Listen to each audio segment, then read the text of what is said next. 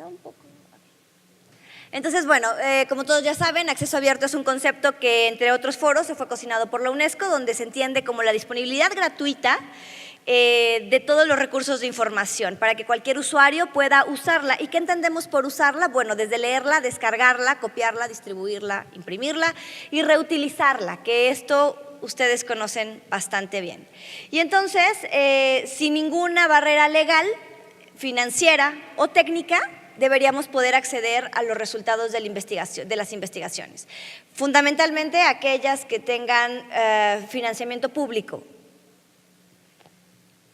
Y entonces, de manera más integral, es un tema de acelerar la eficiencia de las investigaciones, porque entonces la cadena de comunicación de la ciencia es un poco más eficiente. Enriquecemos la educación y el conocimiento porque más personas están accediendo de manera más rápida a este tipo de información e incrementamos la visibilidad y el uso, por lo tanto el impacto de los estudios científicos. Por último, facilitamos la producción académica y la innovación científica. Ahora, esto es el entendimiento de acceso abierto en el marco de la UNESCO. Una de las contribuciones del capítulo 10 de la Ley de Ciencia y Tecnología es que nosotros siempre estamos con el respeto irrestricto a los derechos de autor y, bueno, privilegiamos el acceso gratuito. Ahora, ¿cómo pasamos de acceso abierto a ciencia abierta? Como todos sabemos, en 2014, se añade el capítulo 10 a la Ley de Ciencia y Tecnología que habla de acceso abierto. Entonces, en 2015 empezamos a trabajar en la implementación de esta reforma que básicamente implicó una serie de lineamientos técnicos y generales para implementar y desarrollar el repositorio nacional. Nos tomó 1 año y medio para darnos cuenta que esta estrategia debe ser más amplia, porque si bien toda la línea de acceso abierto está orientada a la apertura de los resultados de la investigación, el siguiente paso es ciencia abierta, que implica la apertura de todo el proceso de investigación y de todo el proceso de desarrollo científico y tecnológico. Entonces, en junio del año pasado, se aprobaron los lineamientos generales de ciencia abierta que de alguna manera recuperan los argumentos de la Ley de Ciencia y Tecnología y reformulan los planteamientos de los lineamientos generales de ciencia abierta, de acceso abierto, que habían sido publicados un par de años atrás. Y entonces, ¿qué entendemos por ciencia abierta? Ciencia abierta es, ese es el nivel conceptual, pero un poco más aterrizado, es una manera diferente de pensar los procesos de investigación. Si bien la investigación científica debe ser liderada por un grupo de expertos, en algún momento de la investigación, y sobre todo cuando estamos hablando ya de resultados de investigación, más actores deben estar involucrados. Entonces, es la práctica que tiene como objetivo incrementar la accesibilidad de las investigaciones científicas, no solamente de los resultados, sino de la metodología, el proceso, incluso desde la concepción de las ideas. Y bueno, algo como les mencionaba, lo que es importante mencionar es que es México el único país hasta el momento, de acuerdo con los registros de la OCDE, en tener una política pública enfocado hacia ciencia abierta y financiada con dinero público. ¿Qué significa esto?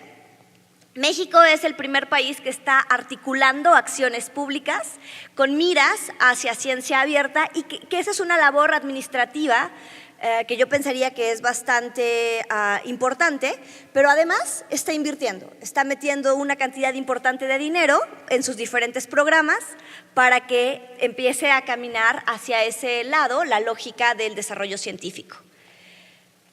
¿Cuáles son estas estrategias que están alineadas? Bueno, son la estrategia de revistas, la estrategia del CONRICIT, el programa de repositorios, el programa de comunicación pública de la ciencia y el CICIT, y una estrategia transversal que es conectividad. ¿Por qué conectividad?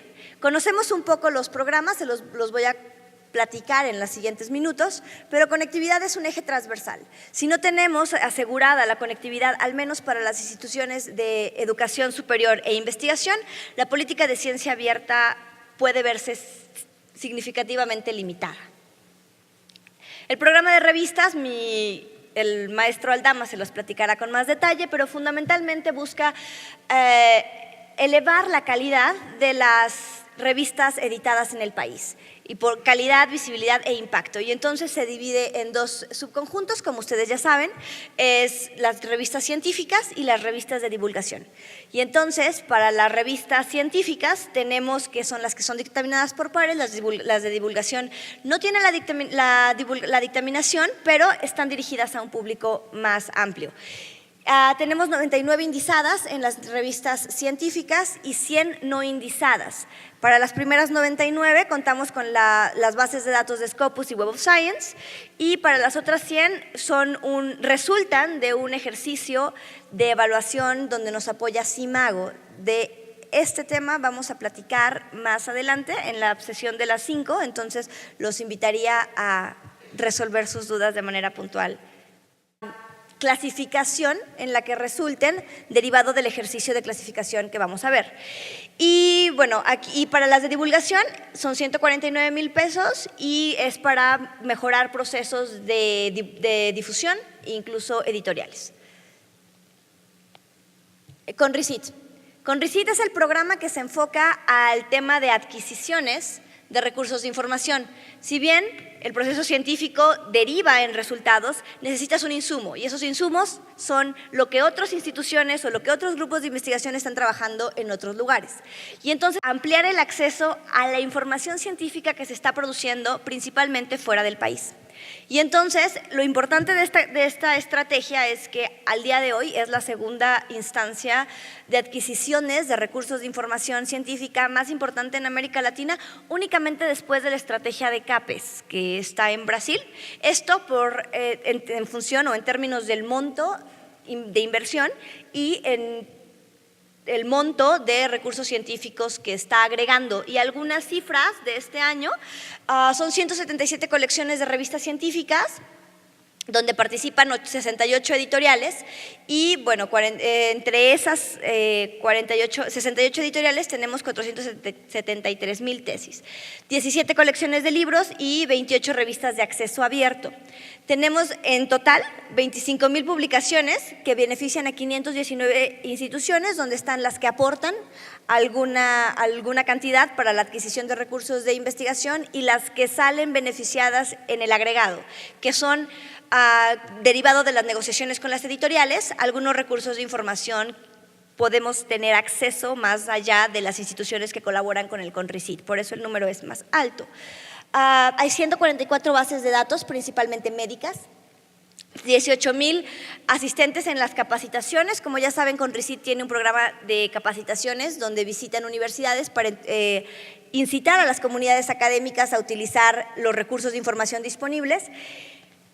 Tienen el programa del Seminario Entre Pares, que el año pasado fue en la Universidad Autónoma de Ciudad Juárez, donde hubo más de 4,000 asistentes, 12 millones de consultas a las bases de datos citadas y 23 millones de descargas a recursos de información. El tercer programa es el programa de repositorios, que se compone por el Repositorio Nacional y los repositorios institucionales. El Repositorio Nacional es el agregador de los repositorios institucionales. Esa es la forma más rápida de entenderlo. Y entonces, el Repositorio Nacional es un agregador de repositorios que sigue estándares internacionales. Podemos irnos más a detalle, pero están publicados. Básicamente es OAI-PMH y OpenAIRE. Y busca maximizar la difusión y la diseminación de los recursos de investigación que se producen con recursos públicos. Ponen acceso abierto toda la producción científica de los repositorios institucionales de cualquier área del conocimiento. Y entonces, la lógica del programa de repositorios es la siguiente. Hay una convocatoria anual que da hasta 1 millón de pesos a las instituciones de investigación para desarrollar repositorios institucionales o mejorarlos en caso de que ya los tengan.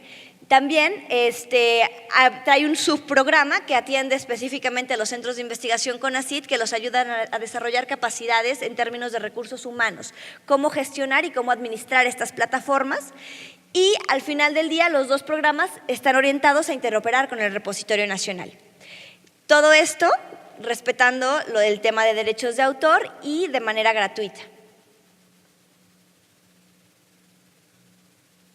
Entonces, algunos números para el programa de repositorios. Al día de ayer teníamos 10,800 recursos de información. Tenemos a esos recursos, en agregado tenemos más de 287,000 consultas, nos da un promedio de 1,500 consultas por recurso de información. Tenemos un ranking de autores donde entre los más citados tienen hasta 42,000 visitas y al día de ayer teníamos interoperando 36 repositorios. ¿Cómo se componen los repositorios que están interoperando o que van a interoperar? El primer bloque son los 27 centros públicos de investigación CONACYT, que nosotros en 2016 les entregamos sus plataformas. Los siguientes serían las 35 instituciones que salieron beneficiadas de la convocatoria 2015, que están cerrando. El siguiente conjunto es las 31 instituciones públicas que salieron beneficiadas de la convocatoria 2016.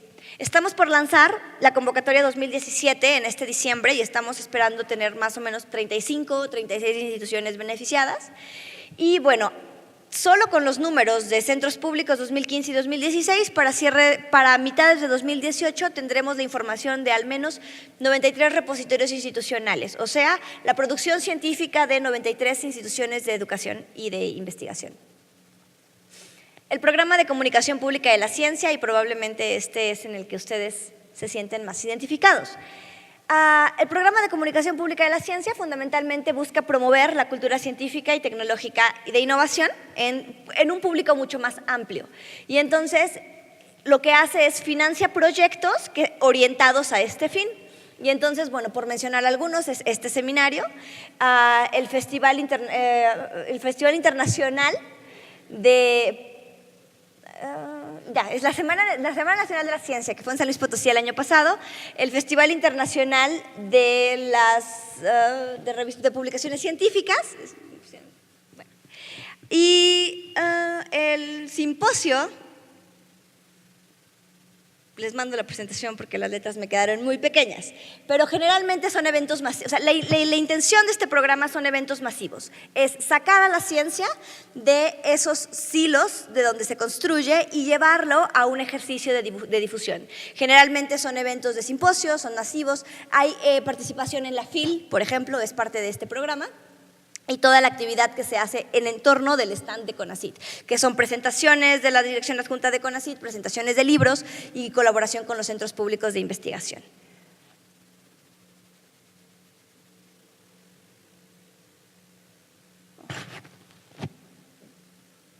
Y el penúltimo es el CICIT. ¿Qué es el CICIT? Es básicamente un inventario del desarrollo científico y tecnológico nacional y es donde se exhiben o donde se ofrecen todas las estadísticas y todos los documentos derivados de la gestión de la ciencia.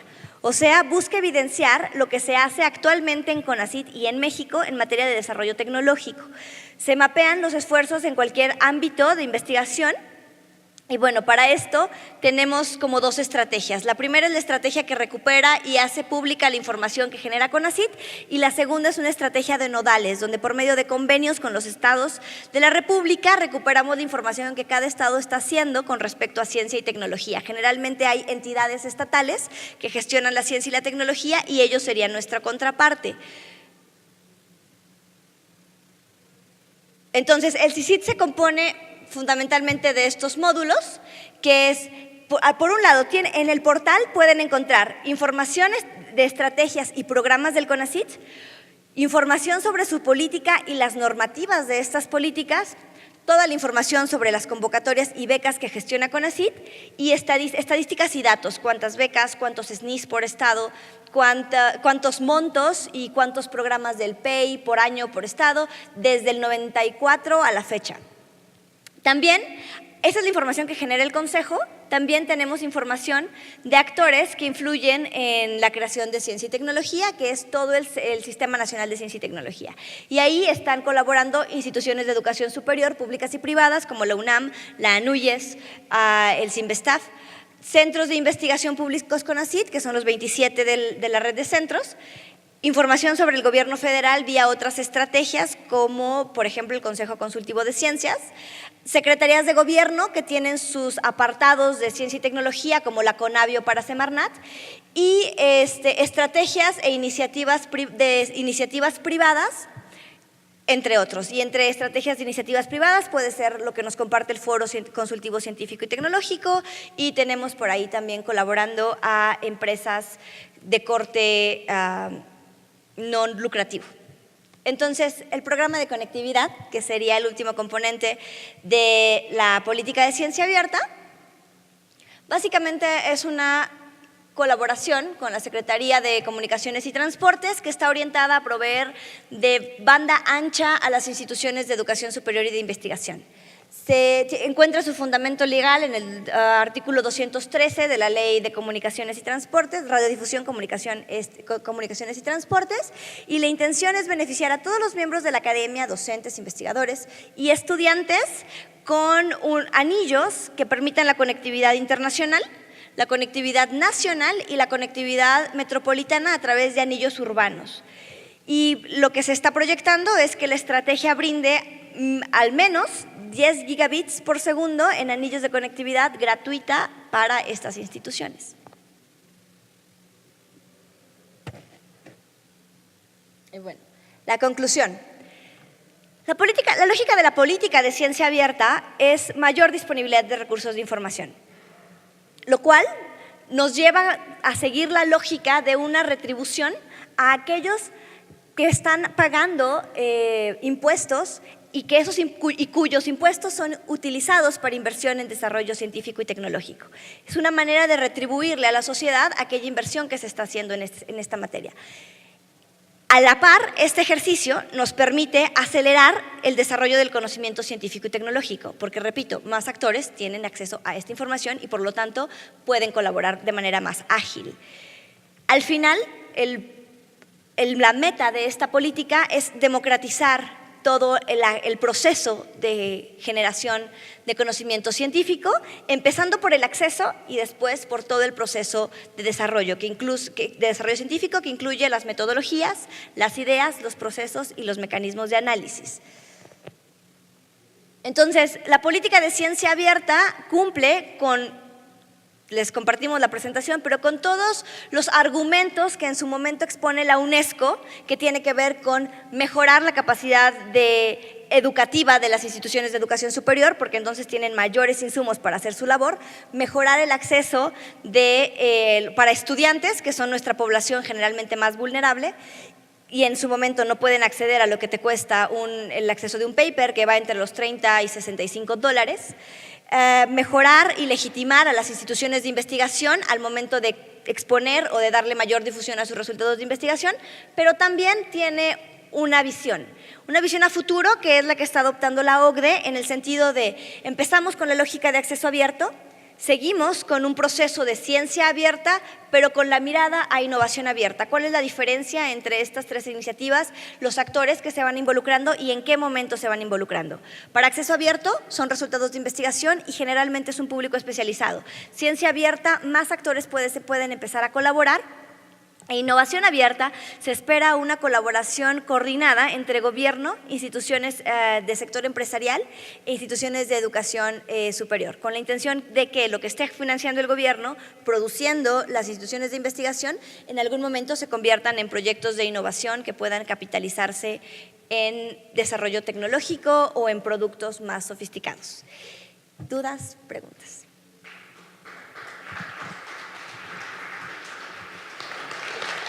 Las sesiones de preguntas, por si tienen algún.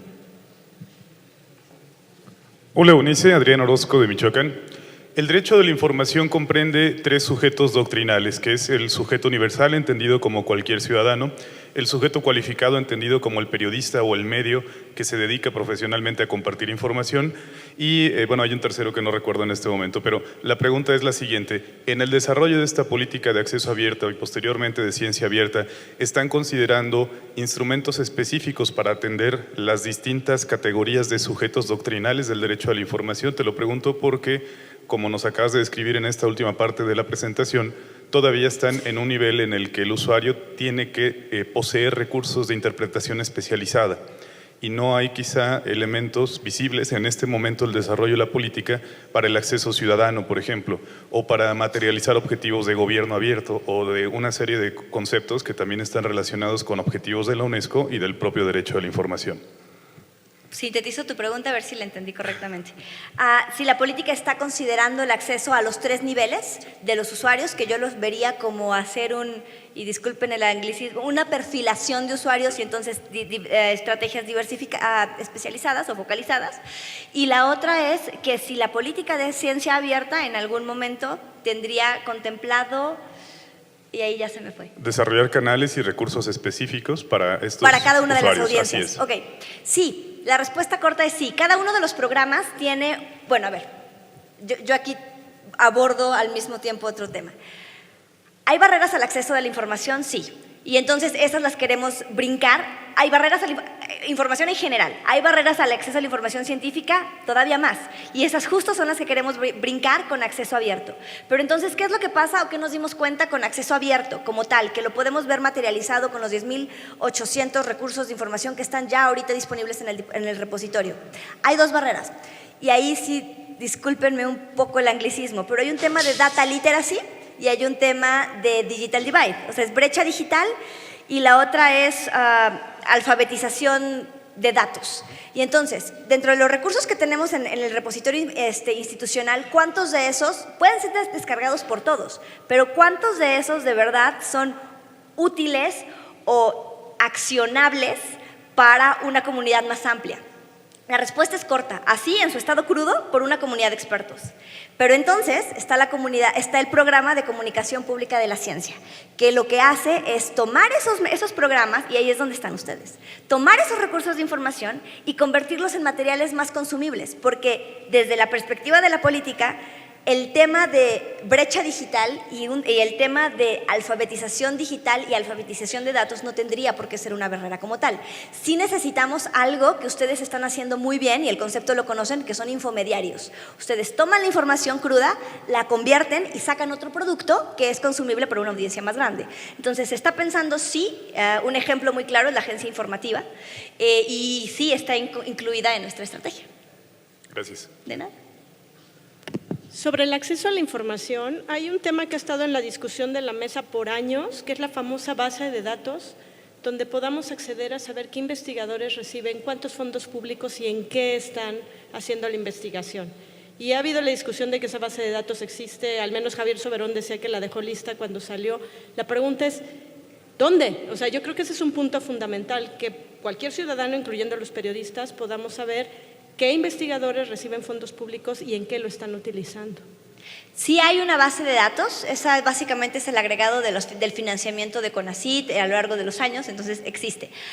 Hay 2 niveles de desagregación, un poco pensando en la lógica del compañero. Hay usuarios y entonces la lógica de entregar datos es entrega lo que tengas y que el usuario selecciona lo que necesite. Ese es el espíritu del CICIT. Yo los invitaría a que se dieran una vuelta por la página y exploraran exactamente el módulo de Google Public Data.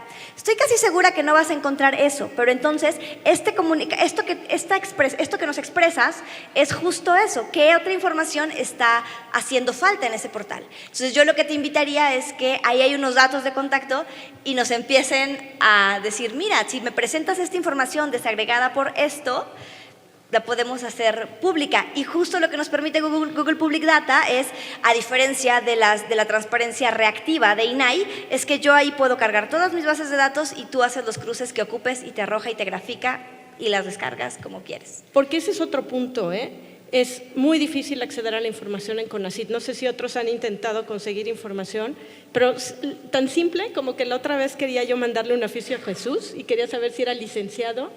Y encontrarlo, o sea, más lo googleé y encontré en algún sitio donde alguien se refería a él como el licenciado, pero él, por ejemplo, no aparece en el directorio. Entonces, es complicado buscar la información. Algo tiene que pasar para que sea sencillo. Y sobre la base de datos, retomo, tengo on the record a Javier Soberón, que dirigió el SNI, ¿sí? Que está en la base de datos ya desagregada, que se podía consultar por investigar, pero yo sigo sin saber dónde la consulto. Exacto, creo que esto, para la primera, si queremos saber qué grado ostenta cada uno de los funcionarios públicos, ahí tenemos a la Secretaría de Función Pública con súper herramienta del POT y luego el CIPOT, que todavía no lo termino de entender, pero seguro... Ese directorio de la Secretaría es horrible. Si no sabes a quién buscas, no sé si alguien lo ha intentado, pero si no sabes a quién buscas, no lo encuentras. Esa es la herramienta que podrían servir, digo, ustedes lo conocen, fuentes de información gubernamentales creo que se las manejan bastante bien. Yo es lo que haría y esa sería la estrategia. Y generalmente hay personas de estructura, luego hay algunos otros mecanismos de contratación que no necesariamente se reflejan ahí. Pero bueno, y la otra es, exacto, la base de datos sí existe. Mi invitación es eso. Yo creo que ahí más bien es un tema de asimetría de información, donde al menos la Dirección Adjunta de Planeación y Evaluación está haciendo pública la información que se considera que es la que es útil, porque a nosotros nos disminuye significativamente el número de solicitudes por INAI, lo cual nos hace muy felices, y a ustedes les hace el trabajo mucho más eficiente. Pero es eso, o sea, es asimetría de información donde yo pienso que ustedes necesitan esto, pero falta esa retroalimentación. Es por eso que está pensado el tema de los datos de contacto del CICIT. Solo una pregunta, ¿alguien entendió qué es lo que tenemos? Es que, de verdad, ¿dónde? El CICIT, te doy la liga, es SIICIT y es en la página, en el módulo de datos. Si quieres, ahorita en mi compu te la enseño. Perfecto. Y ahí mismo te doy el dato de contacto para que nos pases justo la base que tú quieres y encontramos la forma de subirla. Gracias. Otra vez Martín Monfil de la DGDC UNAM. Bueno, sin perder el ánimo crítico que debe haber, pues yo quiero echar un guayabazo y luego hacer una pregunta más bien de ignorancia. El guayabazo es que, bueno, digo, yo no te conocí a ti, Eunice, me quedé impresionado del manejo que tienes de toda esta información. Y yo no conocía, digamos, esto que presentaste, la cantidad de trabajo y de proyectos y de recursos que ha creado el CONACYT. Yo creo que los que hemos participado en este seminario y en otras actividades de CONACYT, realmente estamos muy conscientes de lo importante que ha sido todo esto. Digo, la parte que conocíamos, porque yo conocía un poquito, ¿no? Para mejorar precisamente esta parte del acceso a la información científica en el país. Entonces, yo sí quiero reconocer eso. Creo que ha sido muy importante este seminario, que ha detonado muchas cosas. Y ahora que veo que existe eso, pues también, digo, me impresiona. Ojalá que el cambio de gobierno no implique que se desmovilicen estas cosas, que se desmonten, pero después de lo que pasó con Trump, pues ya no podemos confiar en nada y pues el mejor esfuerzo creo que lo están haciendo ustedes con su trabajo.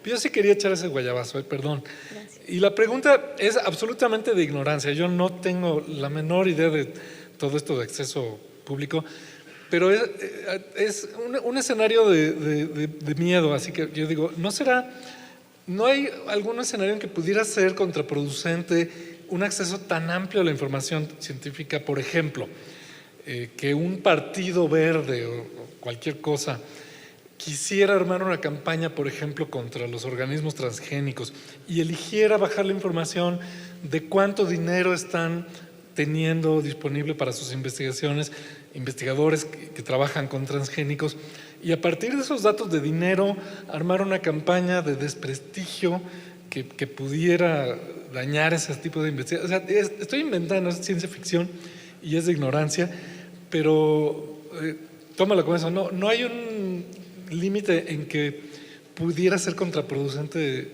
ese acceso a la información. Hola. Lo primero, gracias.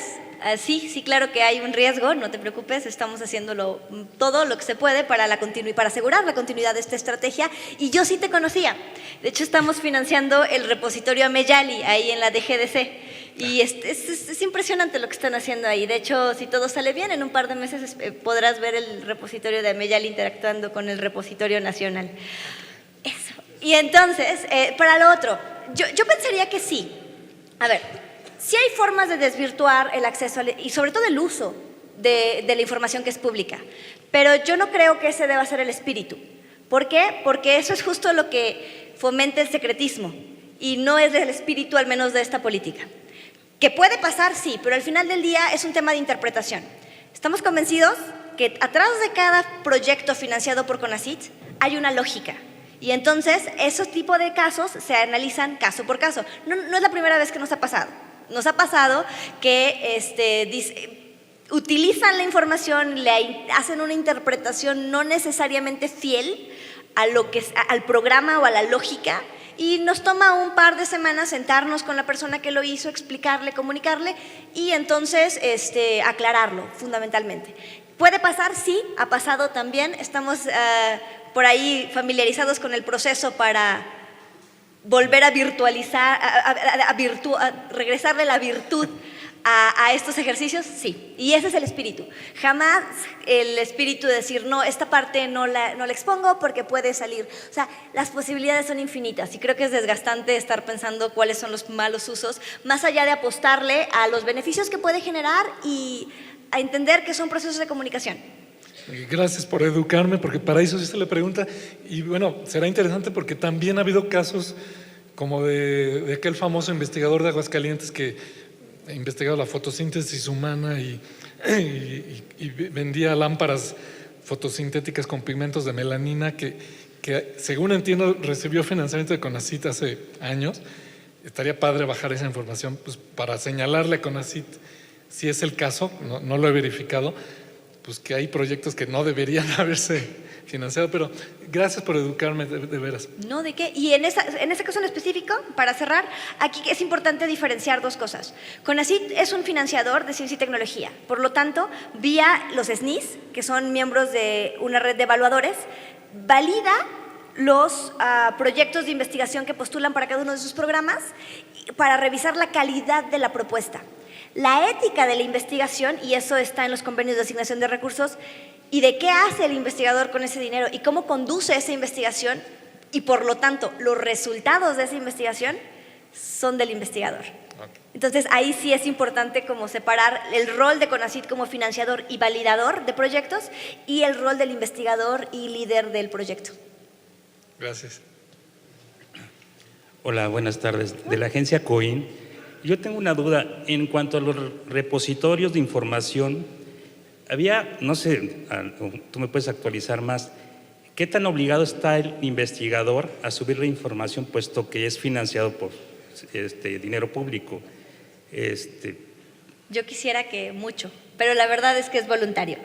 Hay dos temas, están coexistiendo dos argumentos en esta política. Primero, el argumento que va enfocado a acceso abierto, retribución a los contribuidores del presupuesto público, que somos todos los que pagamos impuestos, derecho a la información.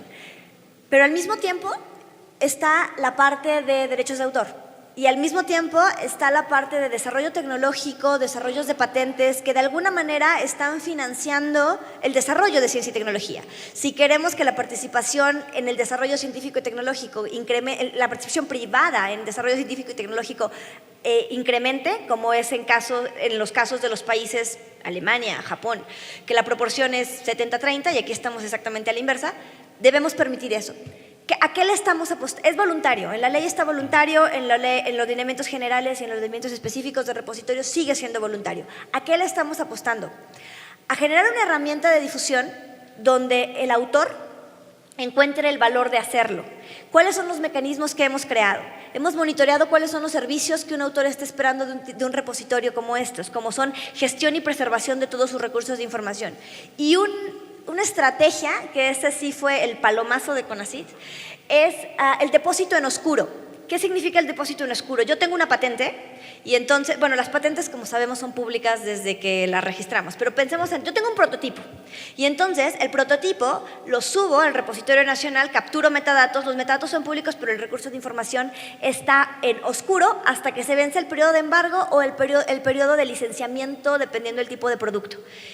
Mientras tanto, o sea, mientras yo hago un usufructo, mientras yo aprovecho lo que legalmente puedo aprovechar de ese desarrollo tecnológico, las personas ya me están conociendo y están dándose cuenta que eso existe. Entonces es una herramienta de difusión y al mismo tiempo es una herramienta de gestión. Solamente el autor puede ver su archivo en esa plataforma. Entonces, al momento es voluntario, estamos generando mecanismos para que los autores lo vean como una herramienta útil. ¿Por qué colaboras en Facebook? Nadie te da un peso. ¿Por qué hacemos cosas en Twitter? Porque lo consideramos una herramienta útil. Al contrario, ellos hacen mucho dinero con nuestros datos. Nosotros no vamos a hacer dinero con los datos de nadie. Pero la intención es eso, generar herramientas útiles enfocadas a usuarios para que colaboren de manera voluntaria. Bueno, y otra pregunta. ¿Cuál es la comparación entre los que están metiendo información al repositorio y los que están financiados por el CONACYT? ¿En qué, perdón? En porcentaje. El que mete información, el investigador, y la base de datos del CONACYT para tener un comparativo de qué tanto se está metiendo de información. Es una política que lleva 2 años y la forma en la que ingresan recursos de información es la institución compite en la convocatoria, se le da el repositorio, se le da el dinero, la institución desarrolla el repositorio y entonces todos sus investigadores y su comunidad académica pueden subir recursos. Creo que si hacemos ese análisis sería injusto porque entonces tendríamos que abrir el repositorio nacional al depósito de cualquiera y eso no está pasando ahorita porque nosotros creemos que la política debe ser institucional. Quien podría ejercer un mandato un poquito más coercitivo en términos de depósito y estrategias de publicación en acceso abierto son las instituciones, por eso nos apoyamos en ellas. Creo que la pregunta más atinada es ¿qué porcentaje de los investigadores que tienen un repositorio institucional están depositando? Y el caso que tenemos muy conocido es el de los centros públicos de investigación y tenemos alrededor del 70% de los autores adscritos a los centros públicos de investigación depositando con ayuda de los bibliotecarios, porque si bien es cierto, todavía no están depositando los autores directamente, sino se están apoyando en sus administradores de repositorios. Gracias. De nada. Hola, gracias. Muchísimas gracias por esta plática informativa. Realmente es como dar mucha luz. La pregunta es, mientras se conectan todos los repositorios, ¿dónde podemos encontrar aquellas instituciones que ya tienen un acceso a la información? Ok. O sea, sus repositorios individuales. Aquí vas a encontrar 2 subconjuntos. El primero son instituciones que tienen repositorios o algo que se le parece, que pueden ser colecciones de tesis, que pueden ser algún sistema de almacenamiento digital, que no necesariamente responde a un repositorio. Yo te recomendaría que visitaras la página de Remeri. Ellos fueron los primeros que empezaron a recuperar estas instancias y tienen un directorio. Los que van en algún momento a interoperar con nosotros, lo puedes consultar en las listas de beneficiarios de este programa. Los que ya están interoperando con nosotros, los puedes encontrar en el directorio de repositorios interoperando en la página de Repositorio Nacional. Gracias. De nada. Hola, perdón, quiero pensar que entendí mal y retomo un poco lo de Laura. A ver, la entrega de reportes de investigadores financiados por el CONACYT, ¿es voluntaria? No. Si CONACYT te financió y tienes un proyecto con CONACYT y entonces dijiste que ese dinero lo querías para hacer investigación, estás obligado por un convenio de asignación de recursos a hacer no nada más un informe. Es un informe técnico y un informe financiero. Y el segundo tiene que ir auditado y el primero lo mandamos a evaluar con los mismos que aprobaron tu proyecto. Lo que es voluntario es depositar un artículo, o sea, tu tesis, tu paper, tu base de datos, que puede o no estar asociada a un proyecto CONACYT. Eso es lo que es. Ok, y en el CICIT sí puedo encontrar esos datos. Era lo que preguntaba Laura. En el CICIT vas a encontrar los datos de gestión, o sea, ¿cuántas becas ha otorgado CONACYT a lo largo de los años? ¿En qué estado? Por montos. Lo mismo para todos los programas, PEI, FOMIX, fondos sectoriales. Okay, no podemos darle un seguimiento a un proyecto en específico. No está, es justo lo que comentaba con tu compañera. No está desagregado por proyecto porque la mayoría de las solicitudes de información no son para rastrear un proyecto, nos piden datos en agregado. Si hubiera la necesidad de un proyecto, que son casos muy particulares, yo ahí sí les recomendaría lo mismo. Vía el contacto del CICIT, mira, me interesa esta información y entonces nosotros vemos la forma de cargarla para que sea útil para más de un usuario. Si fuera algo que nada más tú me estás pidiendo, te mando directamente con la persona que está operando el proyecto y creo que es mucho más eficiente que por una página. Ok, gracias. Una pregunta más. Adelante. Yo tenía entendido que había problemas para que la gente y los investigadores suban sus datos a la base de datos donde están sus temas que están investigando con actualidad, los proyectos que están vigentes. Ya. Y que ese es un gran problema, que la gente no cumple con mandar la información que se requiere vigente. Yo lo vivo, el pedirle a un investigador que te digan que está. Y yo creo que eso es crucial, porque están... no es una obligación, digamos, y no es claro que lo tengan. Entonces, ese es un punto. Sobre la base de datos, a los periodistas nos interesa poder buscar por temas. Me interesa sustentabilidad y saber cuántos investigadores de la base de datos CONACYT están trabajando el keyword sustentabilidad. A mí me interesa el tema, ese es el tipo de cosas. Y también lo han expresado los empresarios. Los empresarios quieren de la misma manera poder encontrar por palabras claves, porque conocer un proyecto en específico es, a menos que te hayas topado con el investigador o visto algo reciente. Es más sobre temas, saber quién está y entonces ya te aproximas. Son 3 preguntas. La primera, creo que te estamos aquí hablando de varias plataformas. La plataforma a la que te refieres es CBU. Y para los que no saben, muchos ya la conocen, pero les explico. CBU es la plataforma donde CONACYT, para cualquier beneficiario, le pide ciertos datos y si eres investigador, te pide qué estás trabajando, cómo estás trabajando, qué has hecho, dónde estudiaste, porque es el sistema donde saca la información para la asignación de becas y la asignación de proyectos de investigación. Okay. CBU es una plataforma que venía trabajando desde inicios, como desde los 80, en un sistema de Oracle, que es PeopleSoft. Alguien ya le empezó a sonar por aquí los nombres. Entonces, muchos lo conocen como el PeopleSoft de CONACYT. También ahí aplican para el proyecto de repositorios. Este sistema llevaba más de 20 años, de los cuales 5 obsoleto. Hubo una migración de datos a la nueva plataforma de CBU. Y entonces, probablemente los comentarios que has escuchado es de los usuarios migrando de una plataforma a otra. Sí, han estado haciendo, no son exactamente un espejo. La nueva versión de CBU te permite hacer cosas mucho más atinadas como usa catálogos. Y entonces con el uso de catálogos, tú ya puedes cruzar información sobre campo o disciplina del conocimiento para cada tesis, para cada proyecto de investigación, cosa que no hacía la versión anterior. Otra cosa que hace es valida la producción científica de los papers directamente se va al ISNI o se va a los registros de las revistas. Entonces, si yo publiqué tal artículo en tal revista, meto el ISNI y me jala todos los datos de la revista, yo ya no tengo que capturar. Entonces, probablemente por ahí va el comentario. ¿Y los periodistas pueden acceder a esta información? Los periodistas pueden crear un CBU, acceder no, porque ahí hay datos personales. Entonces, lo que sí pueden hacer los periodistas es pedir información para que salga una versión pública de alguna información en específico que haya en CBU. Pero ahí está, por ejemplo, ahí está mi dirección y yo no me gustaría que fuera, ahí está mi teléfono y mi correo electrónico. Ya lo quitaron, el personal. sí, ese tipo de información no se puede hacer pública tan fácil, pero sí hay mecanismos pensados para hacerlos públicos, que son las versiones públicas. ¿El correo electrónico de un investigador no es público? No, el personal.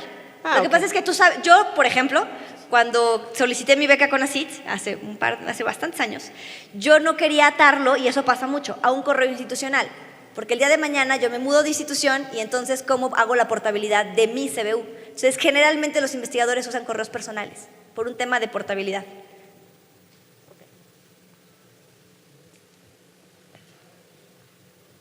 Bueno, pues si no hay alguna otra pregunta, le agradecemos a Eunice Mercado su participación. Muchas gracias.